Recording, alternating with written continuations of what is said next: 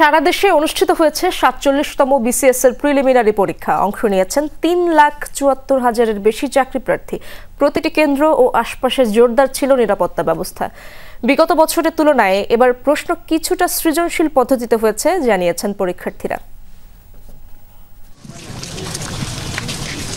প্রশাসন, পুলিশ কিংবা পররাষ্ট্র ক্যাডার হওয়ার স্বপ্ন এই চাকরি প্রার্থীদের। স্বপ্নের বাস্তব রূপ দেওয়ার প্রথম ধাপ বিসিএস প্রিলিমিনারি পরীক্ষা। সকাল 10টা থেকে দুপুর 12টা পর্যন্ত পরীক্ষায় অংশ নেন তারা।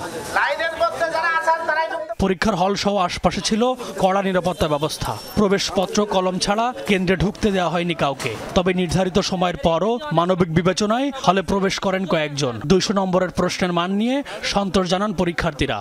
পড়াশোনা না করলে যে বিসিএস পাস করা যায় না, এটা আজকের কোশ্চেনে আসলে বোঝা যাচ্ছে। কোশ্চেন গতবারের তুলনায় একটু কঠিন আছে, তবে স্ট্যান্ডার্ড। অন্যান্যবার তো রিপিট কোশ্চেন আসে, এবার বেশি আসে না রিপিট কোশ্চেন। অনেক বেশি পড়াশোনা করে অনেক জানতে হবে, মানে আইকিউ নলেজটা বেশি থাকতে হবে। এবারের প্রশ্নটা বলতে গেলে সৃজনশীল, মানে ক্রিয়েটিভ প্রশ্ন ছিল। পরীক্ষার সার্বিক পরিবেশ নিয়ে সন্তোষ প্রকাশ করেছেন অভিভাবকরাও। তাদের আশা, সন্তানরা বিসিএস ক্যাডার হয়ে মানুষের কল্যাণে কাজ করবে।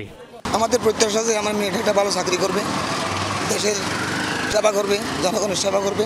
একজন হাজব্যান্ড হিসেবে আমি চাই আমার ওয়াইফ একজন বিসিএস ক্যাডার হোক, এই দেশের সেবায় উনি নিয়োজিত থাকুক। ওরও অনেক বড় স্বপ্ন যে না বিসিএস পরীক্ষা দিয়ে ভালো কিছু একটা করবে। পরিবেশটা খুবই সুন্দর এবং কোনো জ্ঞানজাম হয় নাই। রাস্তাঘাটেও সুন্দরভাবে আসছি।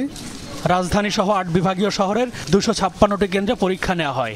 47 বিসিএসে ক্যাডার পদে 3,487 ও নন ক্যাডার পদে 201 জনকে নিয়োগ দেওয়া হবে।